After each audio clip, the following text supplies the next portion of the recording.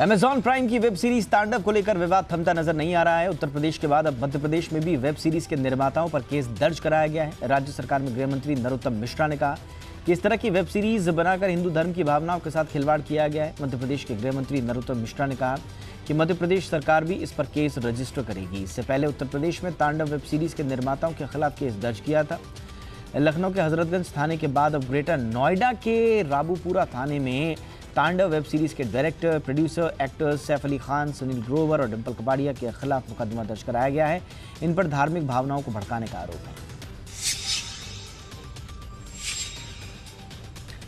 महाराष्ट्र की राजनीति में शिवसेना ने अपनी पकड़ एक बार फिर मजबूत कर ली है। ग्राम पंचायत चुनाव में इस बार सबसे बड़ी पार्टी बनकर उभरी है शिवसेना। बीजेपी दूसरे और एनसीपी तीसरे नंबर पर रही। राज्य के 34 जिलों की 12,711 ग्राम पंचायतों पर यह चुनाव कराया गया था। इनमें से शिवसेना को दावा किया जा रहा है शिवसेना की ओर से कि उसे 3,113 सीटें, बीजेपी को 2,632, एनसीपी को 2,400, कांग्रेस को लगभग 1,823 सीटें मिली हैं। राज ठाकरे की मनसे को सिर्फ 36 सीटें ही मिली हैं।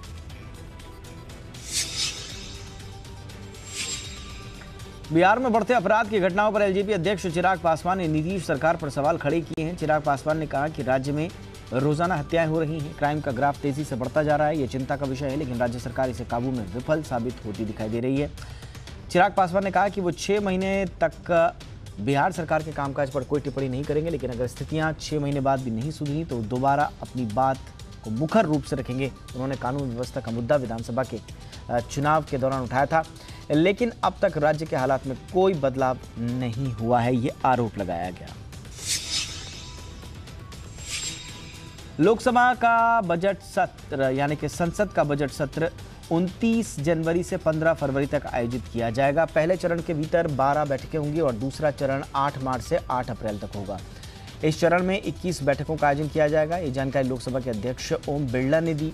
उन्होंने कहा कि हमारी कोशिश है कि सदन सबके सहयोग से चले। हम जनता की अपेक्षा, आकांक्षाओं और उनकी बातों सदन के माध्यम से सरकार तक पहुंचा सकें। उन्होंने कहा कि राज्यसभा की कार्रवाई सुबह 9 से दोपहर 2 बजे तक और लोकसभा शाम 4 बजे से 9 बजे रात तक चलेगी। शून्यकाल और प्रश्नकाल भी आयोजित किए जाएंगे। सांसदों के आरटीपीसीआर टेस्ट करवाने का अनुरोध भी किया गया है। वहीं संसद में कैंटीन में खाने पर दी जाने वाली सब्सिडी को पूरी तरह से हटा दिया गया है। दिल्ली में 15 कौवों के सैंपल में बर्ड फ्लू वायरस की पुष्टि हुई है। ये सभी कौवे एक हफ्ते पहले दिल्ली के लाल किले में मरे हुए पाए गए थे। राज्य के एनिमल हस्बेंड्री विभाग ने कौवों के सैंपल जालंधर और भोपाल भेजे थे, जिनकी रिपोर्ट में मृतक कौवों के सैंपल में बर्ड फ्लू के वायरस की पुष्टि हुई है। इसके बाद राज्य सरकार ने लाल किले को आम जनता के लिए 26 जनवरी तक बंद कर दिया है। हालांकि 22 जनवरी से 26 जनवरी तक लाल किला को हर साल बंद किया जाता है, लेकिन बर्ड फ्लू की पुष्टि के बाद इससे पहले ही बंद कर दिया गया है। सलमान खान की फिल्म राधे की रिलीज डेट अनाउंस हो गई है। सलमान ने बताया कि वो राधे को इस साल ईद पर रिलीज करेंगे। अहम बात यह है कि राधे को थिएटर में रिलीज किया जाएगा। सलमान ने इंस्टाग्राम पर स्टेटमेंट जारी कर इसकी जानकारी दी है।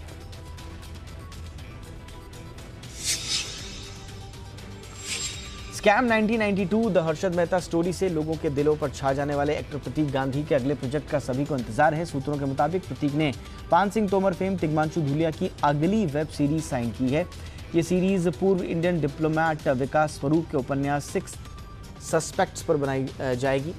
सीरीज में ऋचा चड्ढा भी खास भूमिका में होंगी। इस साल मार्च से सीरीज की शूटिंग शुरू होगी। सीरीज की कहानी उत्तर प्रदेश के गृह मंत्री के प्लेबॉय बेटे के इर्द गिर्द घूमती नजर आएगी। तिग्मांशु ये सीरीज डिज्नी प्लस हॉटस्टार के लिए बना रहे हैं।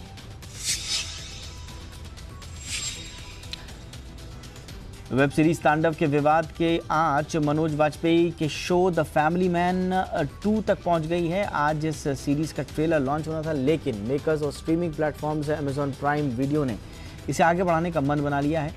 शो से जुड़े सूत्रों के मुताबिक चूंकि तांडव भी अमेजॉन प्राइम का ही शो है, तो जाहिर है कि लॉन्च होते ही ट्रेलर निशाने पर आ जाता, जबकि मेकर्स लगातार इस मामले को सुनवाई में लगे हुए हैं, जिस वजह से ट्रेलर लॉन्च का इवेंट रद्द कर दिया गया।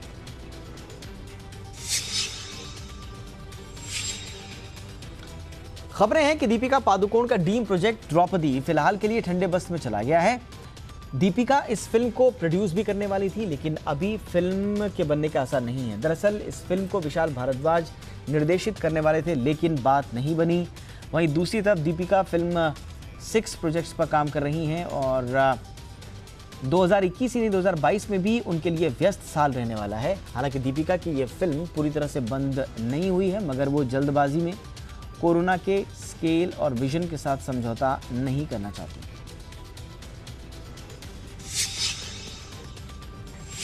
और वेडनेसडे बेबी स्पेशल 26 और धोनी बायोपिक और स्पेशल ऑप्स के बाद डायरेक्टर नीरज पांडे की कहानियों का लोगों को बेसब्री से इंतजार रहता है। नीरज ने हाल ही में अजय देवगन के साथ फिल्म चाणक्य का भी ऐलान किया था, लेकिन अब खबरें हैं कि चाणक्य की स्क्रिप्ट फाइनल होने के बावजूद नीरज स्पेशल ऑप्स के जरिए सीजन 2 पर फोकस करेंगे। फरवरी में सीरीज की शूटिंग शुरू होगी, जो 4 महीने तक चलेगी। नीरज इस सीरीज को जून के अंत तक खत्म करना चाह रहे हैं। इसके बाद साल 2022 की शुरुआत में चाणक्य पर काम किया जाएगा। टीम इंडिया ने ब्रिस्बेन टेस्ट जीतकर ऑस्ट्रेलिया को 4 टेस्ट की सीरीज में 2-1 से हरा दिया है। टीम इंडिया ने इसी के साथ इतिहास भी रच दिया है। भारत ऑस्ट्रेलिया में लगातार 2 सीरीज जीतने वाला ओवरऑल चौथी और एशिया की पहली टीम बन गया है। भारत ऑस्ट्रेलिया को उसके घर में लगातार 2 टेस्ट सीरीज से हराने वाली एशिया की पहली टीम है। एशिया की दूसरी टीमें यहां लगातार 2 सीरीज नहीं जीत सकी हैं। इस मैच में भारत के यंग ओपनिंग बल्लेबाज शुभमन गिल ने लीजेंड सुनील गावस्कर के रिकॉर्ड को तोड़ दिया। वो चौथी पारी में 50 लगाने वाले सबसे युवा भारतीय ओपनर बन गए। उन्होंने पूर्व भारतीय ओपनर सुनील गावस्कर के 50 साल का रिकॉर्ड भी तोड़ा है। शुभमन ने 21 साल और 133 दिन में चौथी पारी में 50 लगाई है। शुभमन के अलावा चेतेश्वर पुजारा और ऋषभ पंत ने इस जीत में अहम योगदान दिया। पुजारा ने 211 बॉलों पर 56 रन बनाकर लंबे समय तक अपने विकेट को बचाए रखा। उन्हें कई बाउंसर्स का सामना भी करना पड़ा और उनका हेलमेट भी डैमेज हुआ। आखिर में ऑस्ट्रेलिया तेज गेंदबाज पैट कमिंस ने उन्हें आउट कर दिया। ऋषभ पंत भी आखिर तक डटे रहे और 89 रन बना पाए। ब्रिस्बेन में जीत के बाद वर्ल्ड टेस्ट चैंपियनशिप में ऑस्ट्रेलिया की जगह अब भारत टॉप पर आ गया है। वहीं न्यूजीलैंड दूसरे और ऑस्ट्रेलिया तीसरे नंबर पर पहुंच गया है। भारत को टेस्ट रैंकिंग में भी फायदा हुआ है। टीम इंडिया अब न्यूजीलैंड के बाद दूसरे नंबर पर आ गई है, जबकि ऑस्ट्रेलिया टेस्ट रैंकिंग में दूसरे से तीसरे नंबर पर आ गई है। टेस्ट चैंपियनशिप के फाइनल में पहुंचने के लिए अब भारत को इंग्लैंड के खिलाफ 5 फरवरी से होने वाली सीरीज जीतनी होगी। भारतीय cricket team Asia cup T20 के नाम से नाम वापस ले सकती है। टूर्नामेंट का आयोजन पिछले साल होना था, लेकिन कोरोना की वजह से स्थगित करना पड़ा। अब इसका आयोजन जून में श्रीलंका में हो सकता है। उसी समय टेस्ट चैंपियनशिप का फाइनल भी है और अगर भारतीय टीम फाइनल में नहीं पहुंचती है तो BCCI घरेलू सीरीज करने की तैयारी में है, जिससे ब्रॉडकास्टर को फायदा होगा। न्यूजीलैंड या साउथ अफ्रीका या श्रीलंका की टीम उस समय भारत का दौरा कर सकती है।